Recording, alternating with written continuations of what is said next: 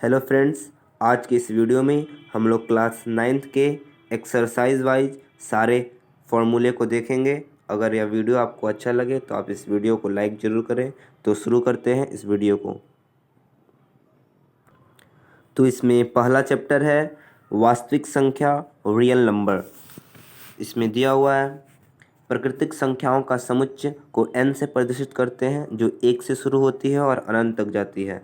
Next दिया हुआ है पूर्ण संख्याओं का समुच्चय, इसको w से प्रदर्शित करते हैं और ये 0 से शुरू होती है और अनंत तक जाती है। नेक्स्ट है परिमेय संख्या। परिमेय संख्या a/b यानी p/q के भी रूप में लिखी रहती है, जहाँ b does not equal to 0 और a और b एक पूर्णांक होना चाहिए। नेक्स्ट है परिमेय संख्याओं का जोड़ का तत्समक अवयव शून्य होता है। नेक्स्ट है परिमेय संख्या का गुणा तत्समक अवयव इकाई 1 होता है। अब है वास्तविक संख्या। वास्तविक संख्या दो प्रकार के संख्याओं से मिलकर बनी होती है, परिमेय संख्या और अपरिमेय संख्या। और परिमेय संख्या का दो प्रकार के समुच्चयों से मिलकर बनी होती है। पहला है पूर्णांकों का समुच्चय और भिन्नों का समुच्चय। नेक्स्ट इसमें दिया हुआ है, ये सभी ऑब्जेक्टिव टर्म्स भी है और ये फॉर्मूला भी है। √a एक अपरिमेय संख्या होगी जहाँ a बड़ा है 0 से और a एक पूर्ण वर्ग परिमेय संख्या नहीं है। नेक्स्ट है पाई एक अपरिमेय संख्या है जिसका सन्निकटन मान 22/7 होता है। नेक्स्ट दिया हुआ है फॉर्मूला, कुछ इम्पोर्टेंट फॉर्मूला है, इस पे देखेंगे हम लोग। तो इसमें पहला है घातांक नियम यानी लॉ एक्सप्रेशन। इसमें अगर a का पावर m हो और गुणा में a का पावर m हो और गुणा में a का पावर n है तो इसका मान जो होता है a का पावर में m प्लस n होता है। नेक्स्ट फॉर्मूला है अगर a का पावर में m है और इसका पावर n दिया है तो इसके जो पावर रहता है उसमें गुणा हो जाता है a का power m into n। Next दिया हुआ है अगर a का पावर m बटे a का पावर n रहे तो इसका मान होता है a का power m minus n। Next है अगर a और b गुणा है और इसका पावर m दिया है तो इसका मान होगा a का पावर m गुणा b का पावर m। नेक्स्ट दिया है अगर a/b भागा में रहे और इसका पावर m रहे तो इसका मान हो जाएगा a का पावर m बटे b का पावर m। नेक्स्ट है a का पावर में माइनस m रहे तो इसका मतलब होता है कि a 1 के बटे में m है। नेक्स्ट है अगर a का पावर में m बटे n दिया है तो इसका मान है कि n इसके वर्ग में है और a का पावर m रूट।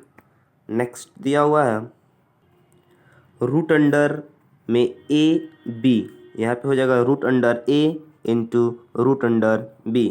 नेक्स्ट है रूट अंडर a/b, इसका हो जाएगा root under a by root under b। Next chapter है, आप ये सब वीडियो को पॉज करके भी इसका स्क्रीनशॉट लेके नोट कर सकते हैं। नेक्स्ट चैप्टर है बहुपद। तो बहुपद का एक उदाहरण है जिसमें बहुत सारा पद होता है, जैसे x का power q 7 - 7x² plus 5x plus 4। यहाँ पे 1 2 3 4 पद है तो ये हो जाएगा बहुपद। नेक्स्ट दिया हुआ है बहुपद के प्रकार। तो इसमें दिया हुआ एक पदी बहुपद, वैसा बहुपद जिसमें केवल एक पद होता है उसे एक पदी बहुपद कहते हैं, जैसे 9x 3x²। इसमें जो चर का पद है वो एक पद है, इसलिए यह एक पदी बहुपद है।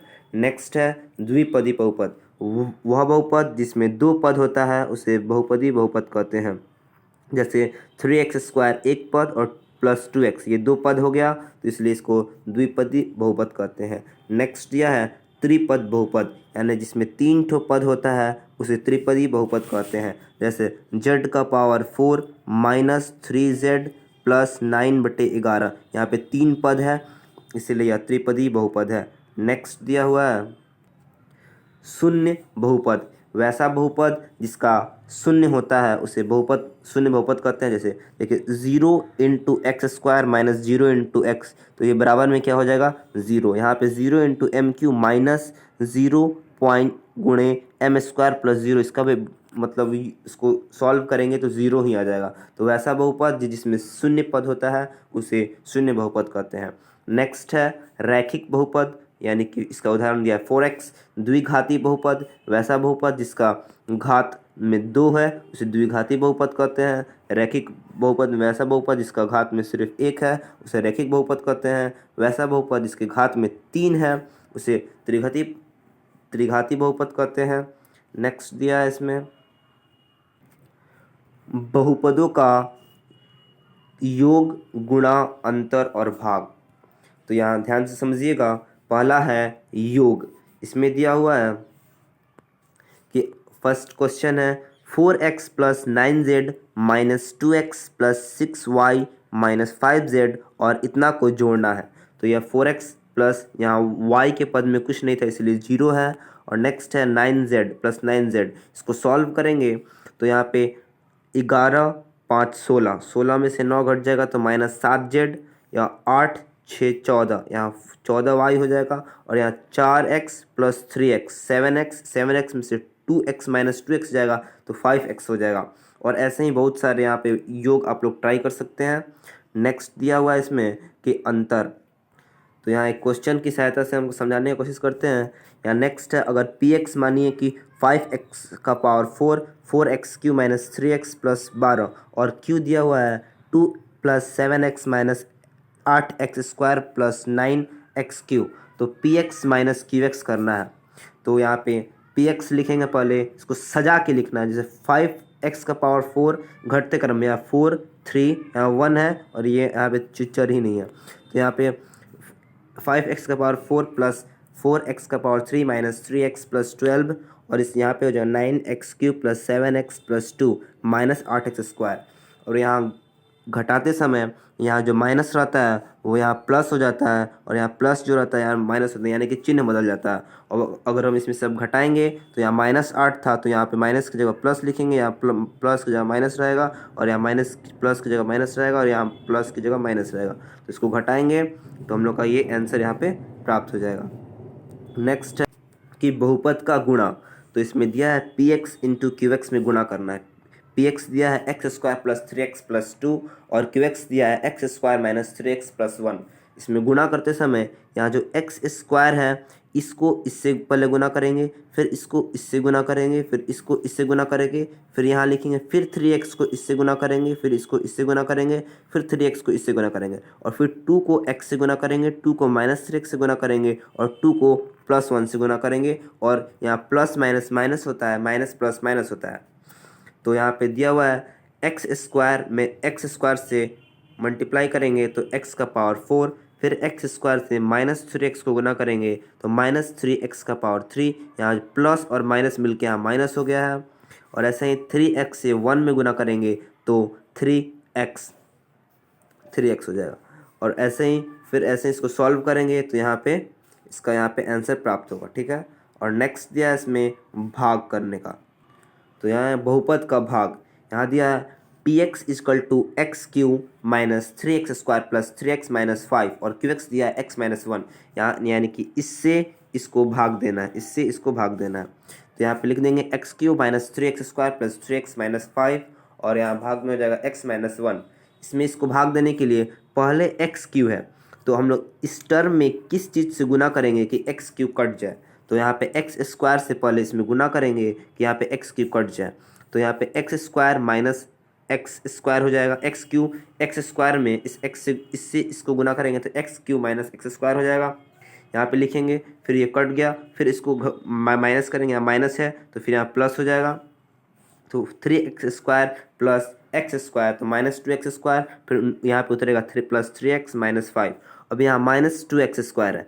अब x - 1 में किस चीज़ से गुना किया जाए कि -2x² कट जाए। तो यहाँ -2x से गुना होगा तो यहाँ पे माइनस माइनस प्लस -2x² आ जाएगा। तो यहाँ -2x से यहाँ पे गुना होगा तो minus minus minus plus minus -2x² और +2x तो इससे ये कट जाएगा और यहाँ फिर उतरेगा 3x 2x माइनस 5 और फिर इससे ये घट जाएगा, फिर यहाँ पे +1 से भाग होगा, इसमें इससे गुणा होगा तो यहाँ पे x माइनस 1 रहेगा, यहाँ माइनस है तो यहाँ प्लस हो जाएगा और ये कट जाएगा तो यहाँ पे -4 आ जाएगा। तो यहाँ पे इसका भागफल आ जाएगा x² माइनस 2x और शेष आ जाएगा -4।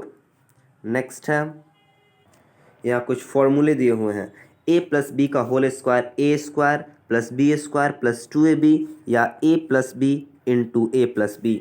नेक्स्ट है a माइनस बी का whole square a square plus B square minus 2ab a या minus a minus B a square minus B square equal to a plus B a minus B. अब a plus B plus C का whole square equal to a square plus B square plus c square plus 2ab plus 2bc plus 2ac या a plus B plus c गुणा में।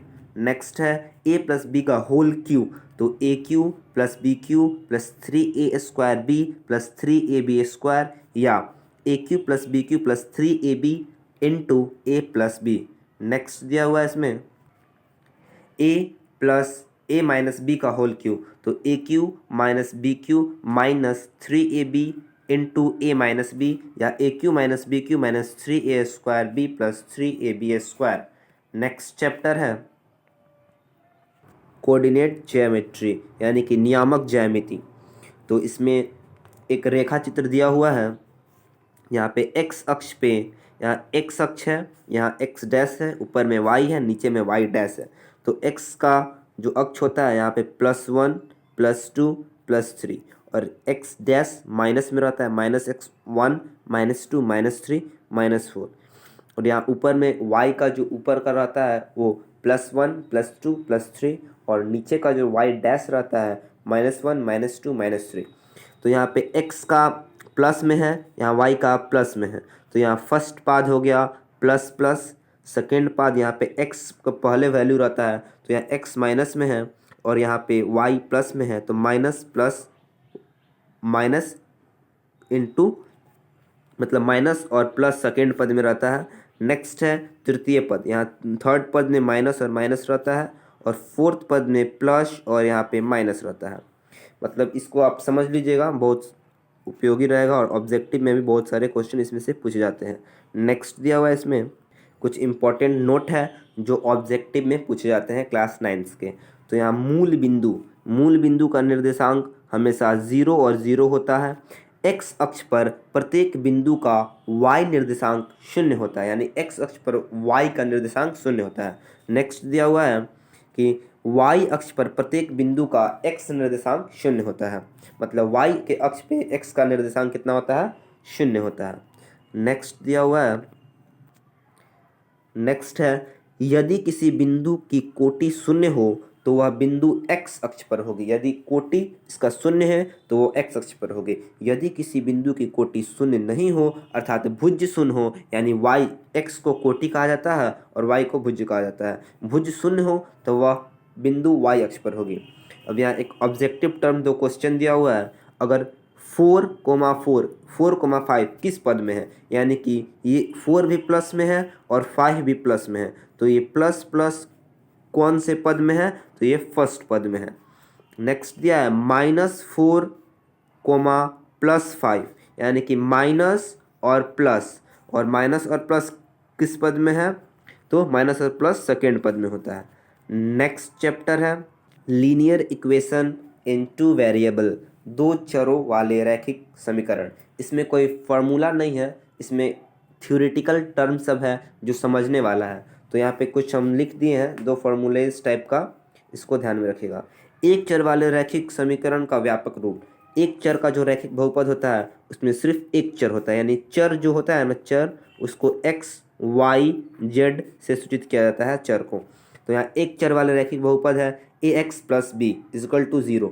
2 चर वाले रैखिक समीकरण का व्यापक रूप यानी ax plus by plus c, यहाँ पे 2 चर है यार x और y, इसलिए यहाँ पे 2 चर वाले रैखिक बहुपद होगा। नेक्स्ट चैप्टर इसमें है यूक्लिड की ज्यामिति की भूमिका, introduction of Euclid geometry.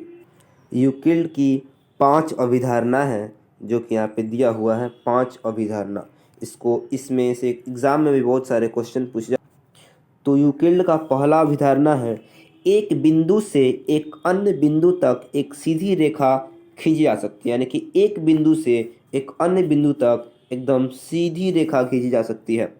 Next अभिधारणा है, एक शांत रेखा को अनिश्चित रूप से बढ़ाया जा सकता है, यानी कि एक शांत जो रेखा है इसको अनिश्चित रूप से अनंत बढ़ाया जा सकता है। नेक्स्ट है, किसी केंद्र और किसी त्रिज्या से एक वृत्त खींचा जा सकता है, यानी अगर कोई केंद्र है और या कोई त्रिज्या है तो इससे एक वृत्त खींचा जा सकता है और एक केंद्र से भी एक वृत्त खींचा जा सकता है। नेक्स्ट इसका अवधारणा है, सभी समकोण एक दूसरे के बराबर होते हैं, यानी कि सभी समकोण एक दूसरे के बराबर होते हैं, यानी कि जो समकोण होता है वो 90 डिग्री का होता है और वो दोनों एक दूसरे के बराबर होते हैं।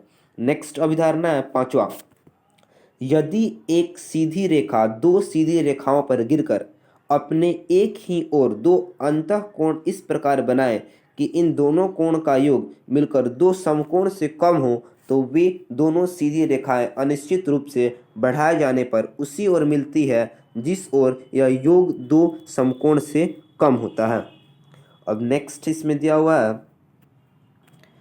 काइंड्स ऑफ एंगल, यानी कि कोण का प्रकार। तो इसमें पहला है राइट एंगल, यानी कि समकोण। यदि किसी कोण का माप 90 डिग्री होता है तो उसे समकोण कहते हैं, यानी यहाँ पे 90 डिग्री होता है यानी परपेंडिकुलर होता है तो उसे 90 डिग्री, तो इसे समकोण कहते हैं। जैसे ट्रायंगल में ये राइट एंगल यहाँ पे 90 डिग्री हो गया।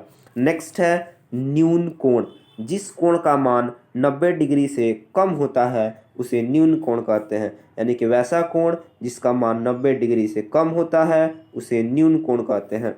नेक्स्ट क्या है ऋजु कोण, स्ट्राइट एंगल, जिस कोण का माप 180 डिग्री के बराबर होता है उसे सरल रेखीय कोण कहते हैं, यानी एक रेखा पे हमेशा 180 डिग्री का कोण बनता है। ये सब ऑब्जेक्टिव टाइप के क्वेश्चंस भी हैं। नेक्स्ट दिया हुआ है इसमें अधिक कोण, जिस कोण की माप 90 डिग्री से अधिक होती है किंतु 180 डिग्री से कम होती है उसे अधिक कोण कहते हैं, यानी कि वैसा कोण जिसका माप 90 डिग्री से अधिक लेकिन 180 डिग्री से कम होता है उसे क्या कहते हैं अधिक कोण। नेक्स्ट दिया हुआ है इसमें पूरक या अनुपूरक या कोटि पूरक कोण, यानी कि यदि दो कोणों की मापों का जोड़ 90 डिग्री अर्थात एक समकोण हो तो वे परस्पर पूरक कोण कहलाते हैं, यानी वैसा कोण जिसके दो कोणों का माप मिलकर 90 डिग्री के बराबर होता है उसे अनुपूरक या पूरक कोण कहते हैं। नेक्स्ट है समपूरक कोण, यदि दो कोणों का माप का जोड़ 180 डिग्री अर्थात समकोण हो तो वे परस्पर समपूरक कोण कहलाते हैं। जैसे यहाँ पे देखिए, यहाँ पे एक 80 डिग्री और यहाँ पे 100 डिग्री, यहाँ दोनों मिलकर 180 डिग्री बनाते हैं तो ये समपूरक कोण हो जाएगा। तो इसमें इतना ही था इस चैप्टर में। नेक्स्ट चैप्टर है, अब जितने सारे चैप्टर्स हैं उसमें कोई फॉर्मूला नहीं है, बस थ्योरिकल टर्म्स जो है जो कि समझने के लिए है, लेकिन यहाँ पे हम थोड़ा लिख दिए हैं। जैसे क्षेत्रफल यानी एरिया चैप्टर में कुछ बातें ध्यान रखने योग्य है, जो है फर्स्ट है एक ही आधार पर तथा एक ही समानांतर रेखाओं के मध्य बने समानांतर चतुर्भुज के क्षेत्रफल बराबर होता है, यानी कि एक ही आधार और एक ही समानांतर रेखाओं के मध्य बने चतुर्भुज का क्षेत्रफल बराबर होता है। यहाँ पे चित्र दिया गया है और यहाँ व्याख्या भी यहाँ पे है, आप लोग पढ़ लीजिएगा।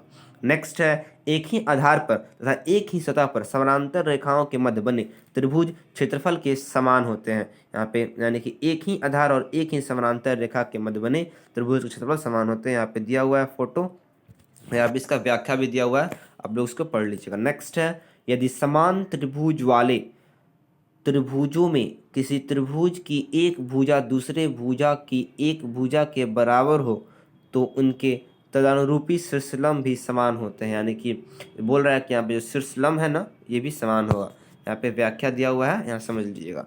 समानांतर चतुर्भुज का क्षेत्रफल उसकी किसी एक भुजा और संगत शीर्षलंब के गुणनफल के बराबर होता है, यानी कि जो समांतर चतुर्भुज का क्षेत्रफल है किसी एक भुजा और उसके संगत शीर्षलंब के गुणनफल के समानुपाती होता है, या मेरे गुणनफल के बराबर होता है। यानी कि यहाँ पे ए बी देख रहे हैं, यहाँ पे दिया हुआ है इसका भुजा और इसका लंब दिया हुआ है बी एम, तो इसका गुणनफल के बराबर हो जाएगा इस चतुर्भुज का, यानी कि a cross a b into b m. Next दिया हुआ है त्रिभुज एक क्षेत्रफल, त्रिभुज का क्षेत्रफल उसकी किसी भुजाओं और संगत शीर्षलंब के गुणनफल का आधा होता है, यानी कि 1/2 गुने लंबाई गुने चौड़ाई, मतलब शीर्षलंब गुने इसका भुजा। नेक्स्ट दिया हुआ है समलंब चतुर्भुज का क्षेत्रफल और उसकी शीर्षलंब और समानांतर भुजाओं के योग का गुणनफल का आधा होता है, यानी कि जो समलंब चतुर्भुज का क्षेत्रफल होता है इसके भुजाओं का योग, इसके समानांतर भुजाओं का योग और इसके शीर्ष लंब यानी कि जो इसका लंब है और इस समांतर भुजाओं का योग, यानी 1/2 या इसका जो रेखा है A B plus C D into B L, यहाँ पे इंटू बी एल हो जाएगा। नेक्स्ट दिया हुआ है ये त्रिभुज की कोई माध्यिका उसकी बराबर क्षेत्रफल वाले दो त्रिभुजों में बांटती हैं, यानी कि जो त्रिभुज की माध्यिका होती है, यानी किसी त्रिभुज का जो माध्यिका है इसको दो बराबर बराबर त्रिभुजों में बांटती है, यानी 1/2 area of angle A B C. Next ये लास्ट ही था और नेक्स्ट चैप्टर है वृत्त यानी कि सर्कल, तो उसको देखते हैं हम लोग। नेक्स्ट चैप्टर है सर्कल, तो इसमें कुछ इम्पॉर्टेंट ज्यामितीय तथ्य हैं उसको देखते हैं। तो पहला है वृत्त की बराबर जीवाएं यानी कि केंद्र संगत केंद्र पर बराबर कोण अंतरित करती है, यानी कि जो वृत्त का जो जीवा होती है वो केंद्र पर समान बराबर कोण अंतरित करती है। नेक्स्ट यहाँ पे चित्र की व्याख्या भी दिया हुआ है, आप लोग समझ लीजिएगा। नेक्स्ट दिया हुआ है यदि वृत्त अथवा सर्वांगसम वृत्त की दो जीवाएं द्वारा केंद्र पर अंतरित कोण बराबर होती हैं, यानी ये सब एथी है, क्या बोला जाता है, ये सब अभिगृहित है, मतलब इस सब को प्रूफ करना होता है, एग्जाम्स में पूछे जाते हैं। नेक्स्ट इसमें है यानी वृत्त का जो जीवा होता है ना, जीवा, वृत्त का जीवा इसे कहते हैं, यहाँ केंद्र हो गया, ये जीवा है, मतलब वृत्त इसके केंद्र से जो टच होकर नहीं जाती है वो सबको जीवा कहते हैं, और अगर केंद्र से टच हो जाए तो इसको त्रिज्या कहते हैं, और ये व्यास हो गया। नेक्स्ट इसका अवधारणा है यदि किसी वृत्त अथवा सर्वांगसम वृत्त के दो चाप सर्वांगसम हो तो संगत जीवाएं समान होती हैं। नेक्स्ट है यदि किसी वृत्त अथवा सर्वांगसम वृत्तों की दो जीवाएं समान हो तो उनके संगत चाप भी सर्वांगसम होते हैं। नेक्स्ट इसमें दिया हुआ है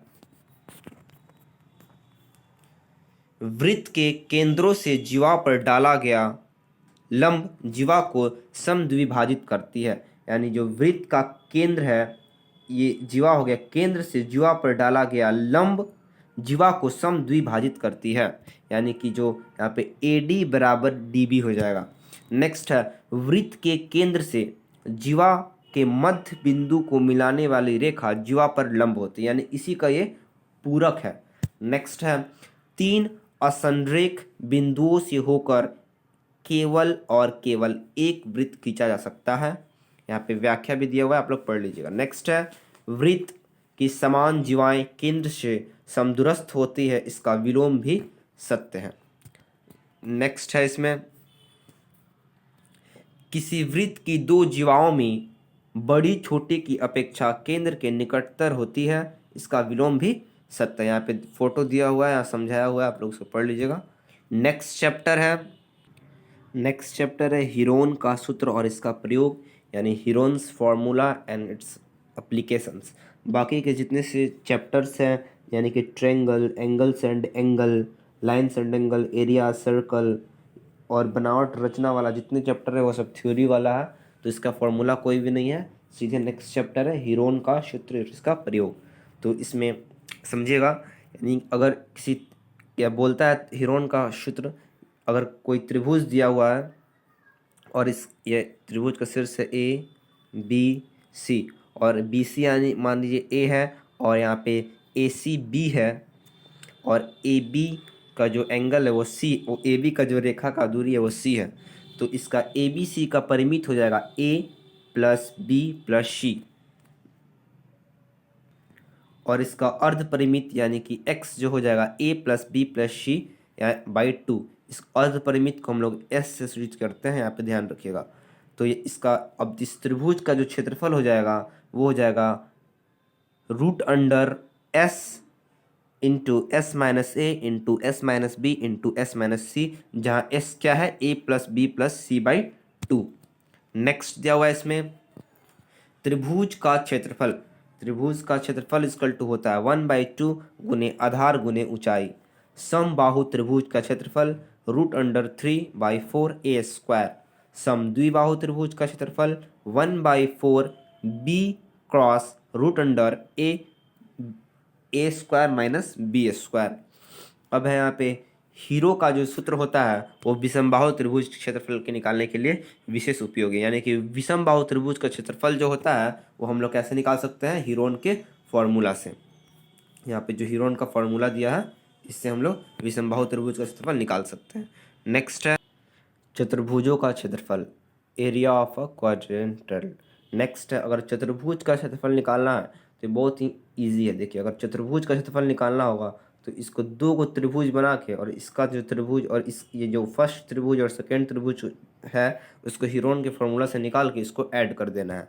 जैसे यहाँ पे दिया है त्रिभुज ए बी सी का क्षेत्रफल यानी S root under S minus 1 S minus E S minus D, और ट्रायंगल बी सी डी का क्षेत्रफल यानी root under S minus B S minus C S minus ई।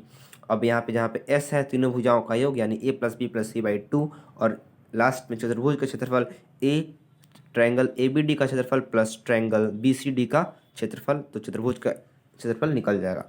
नेक्स्ट दिया हुआ है इसमें समानांतर चतुर्भुज का क्षेत्रफल यानी आधार गुने संगत ऊंचाई। समानांतर चतुर्भुज का जो परिमित होता है वो 2 इंटू आसन्न भुजाओं का योग होता है।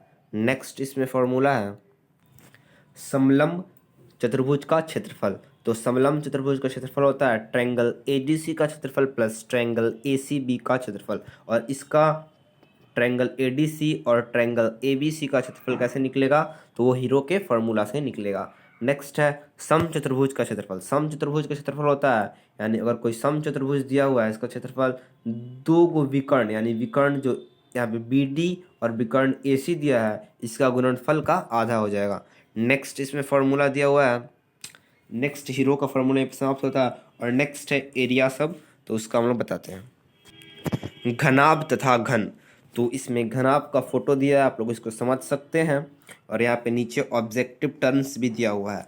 तो ये घनाभ है, घनाभ का ये जो फलक यहाँ पे जो देख रहे हैं फलक हो गया घनाभ का, ये फलक है घनाभ का, और ये सब शीर्ष हो गया, इतने डॉट्स बिंदु ये सब शीर्ष हो गया, और ये किनारा ये सब जितना भी है ये सब किनारा है घनाभ का, घनाभ का किनारा हो गया यहाँ पे। नेक्स्ट यहाँ पे ऑब्जेक्टिव टर्म्स है जो कि यहाँ देख लीजिएगा, यह 6 आयतकार पृष्ठों से घिरा रहता है, यानी कि जो एक घनाभ होता है वह 6 आयतकार पृष्ठों से घिरा होता है। नेक्स्ट है घनाभ के 12 किनारे यानी कि 12 कोण होता है। घनाभ में 8 कोण यानी कि 8 गो शीर्ष होता है। किसी भी घनाभ के 4 विकर्ण होते हैं, यानी किसी भी घनाभ का जो होता है या कोई भी घनाभ है उसका 4 विकर्ण होता है।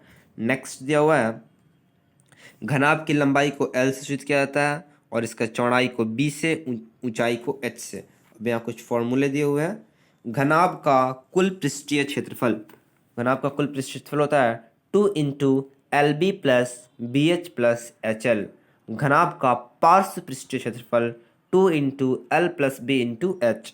नेक्स्ट है घनाभ का विकर्ण root under L square plus B square plus H square. Next है घनाभ का आयतन जिसको V से सूचित करते हैं L गुने B गुने H यानी कि लंबाई गुने चौड़ाई गुने ऊंचाई। नेक्स्ट है घन, नेक्स्ट है घन, यहाँ पे घन का पिक्चर दिया हुआ है आप लोग इसको देख के समझ लीजिएगा। घन का जो परिभाषा होता है जिस घनाभ की लंबाई चौड़ाई ऊंचाई तीनों बराबर होती है उसे घन कहा जाता है। यानी कि और जो भी घनाभ यानी घन एक वर्ग से बनता है जिसका लंबाई चौड़ाई ऊंचाई बराबर होती है। तो घन की 6 सतह होती है। घन का पृष्ठीय क्षेत्रफल होता है 6L स्क्वायर यानी 6 गुणे लंबाई का होल स्क्वायर। घन का पार्श्व पृष्ठीय क्षेत्रफल होता है 4L स्क्वायर यानी कि 4 गुणे लंबाई का होल स्क्वायर। नेक्स्ट है घन का विकर्ण। घन का विकर्ण होता है √3 L, L यानी लंबाई। घन का जो आयतन होता है वो होता है L3। नेक्स्ट इसमें दिया हुआ है, बस घन के बारे में इतना ही था। आगे हम लोग देखते हैं बेलन और शंकु के बारे में। तो यहाँ पे है बेलन। बेलन बेलन बनाने के लिए यहाँ पे दो, बेलन के ऊपर में दो वृत्त रहता है, ऊपर और नीचे, और यहाँ पे एक छोटा सा आयत टाइप का रहता है। यहाँ पे जो इसका देख रहे हैं ऊंचाई हो गया यहाँ पे, और यहाँ पे दो वृत्तों से ये बना होता है और एक आयत से।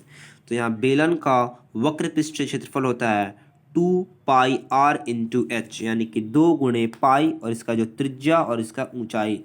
नेक्स्ट है समबेलन का, यानी बेलन का पूर्ण पृष्ठीय क्षेत्रफल होता है 2πr², यानी कि जो इसका दो गो वृत्त होता है 2πr², यानी 1πr², 2πr² प्लस 2πrh, यानी कि इसका वक्र पृष्ठीय क्षेत्रफल। तो समबेलन का पूर्ण पृष्ठीय क्षेत्रफल क्या हो जाएगा 2πr/r+h। नेक्स्ट है बेलन का आयतन πr² इसका ऊंचाई यानी कि h।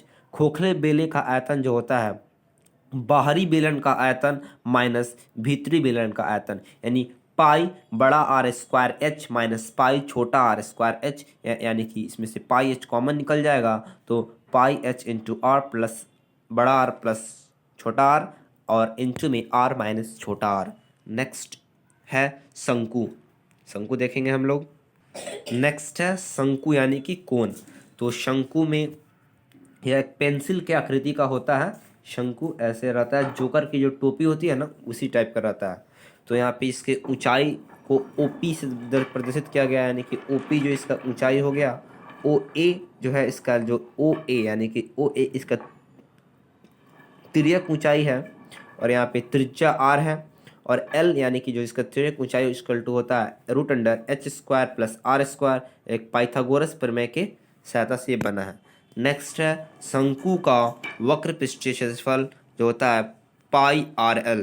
नेक्स्ट है शंकु का पूर्ण पृष्ठीय क्षेत्रफल, यानी जो शंकु का पूर्ण पृष्ठीय क्षेत्रफल होता है πrl, यानी इसका वक्र पृष्ठीय क्षेत्रफल। और वृत्त जो है यहाँ पे जो शंकु में यहाँ पे जो लास्ट का जो वृत्त रहता है इसका वक्र पृष्ठीय क्षेत्रफल तो πrl हो गया, और इसका πr², इसका जो पूर्ण पृष्ठीय क्षेत्रफल इसको और इसको मिलाने से इसका पूर्ण वर्ग पृष्ठीय क्षेत्रफल होगा, जो कि πr × l+r।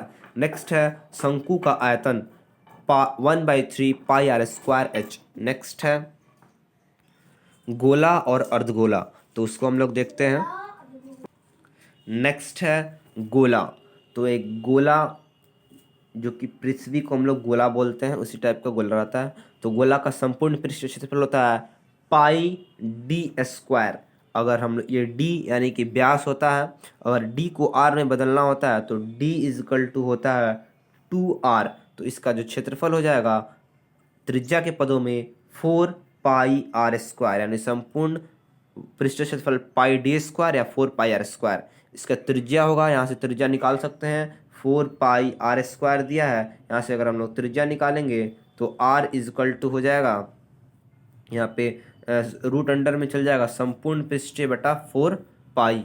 नेक्स्ट इसमें दिया हुआ है गोले का आयतन। गोले का आयतन = होता है 4/3 πr³। नेक्स्ट है गोलाकार छिलके का आयतन, यानी 4/3 π बड़ा R का होल क्यू माइनस छोटा r का होल क्यू। नेक्स्ट इसमें दिया हुआ है, अब नेक्स्ट है अर्धगोला। अर्धगोला अर्धगोला का आकृति कुछ इस टाइप का होता है, ऊपर में एक वृत्त होता है और नीचे आधे वृत्त से बना होता है। यहाँ पे r इसकी त्रिज्या है। तो यहाँ अर्धगोले का वक्र पृष्ठीय क्षेत्रफल होता है 2πr²। अर्धगोले का संपूर्ण पृष्ठीय क्षेत्रफल होता है 3πr², एंड अर्धगोले का आयतन होता है 2/3 πr³। नेक्स्ट चैप्टर है स्टैटिक्स, यानी सांख्यिकी आंकड़ों का। सांख्यिकी और इसका आंकड़ा प्रस्तुत किया गया है, तो उसमें कोई फॉर्मूला है नहीं। तो नेक्स्ट इसके बाद जो चैप्टर आएगा वो है मीन, मीडियन एंड मोड, यानी कि माध्य, माध्यिका और बहुलक। तो उसको देखते हैं हम लोग। नेक्स्ट है माध्य, माध्यिका और बहुलक। माध्य निकालने का यहाँ पे जो फॉर्मूला होता है, माध्य को x का पावर में ऊपर में बार से यहाँ a से सूचित किया जाता है। यहाँ x1 + x2 + x3, इसी तरह x का जो nवां पद होता है वहाँ तक बटे में n, यानी कि जो सिग्मा n का जो पद होता है 1 से लेके n पद तक बटे में n। नेक्स्ट है माध्यिका। तो माध्यिका को m से सूचित किया था। अगर विषम संख्या, अगर माध्यिका में जो विषम संख्या होता है उसका जो फॉर्मूला होता है n+1/2। और जो नेक्स्ट है माध्यक यानी जो सम संख्या का, उसके जो गिनती में सम संख्या आता है उसका n/2+1। और जो बहुलक का यहाँ पे जो फॉर्मूला होता है सर्वाधिक बराबरता वाले चर मान। यहाँ पे हम लोग एक एग्जाम्पल से इसको समझते हैं। यहाँ पे माध्यक और माध्यक को, विषम यानी कि सम को देखिए, अगर यहाँ पे 2, 3, 4, 5, 6, तो इसमें कितना पद है 1 2 3 4 5। इसमें 5 पद है यानी कि ये विषम है। तो यहाँ इसका फॉर्मूला हो जाएगा 5+1/2। इसका जो माध्यक हो जाएगा वहीं इसका आंसर हो जाएगा। नेक्स्ट जो है माने यहाँ पे 2, नेक्स्ट मैंने 2 3 4 5 6 7, 2 3 4 5 यानी कि यहाँ सम संख्या है, यानी 1 2 3 4 इसका गिनती में सम आ रहा है। यानी कि n/2+1 इसका मतलब इस टाइप के फॉर्मूला पे ये बैठेगा। नेक्स्ट है चैप्टर जो है हम लोग का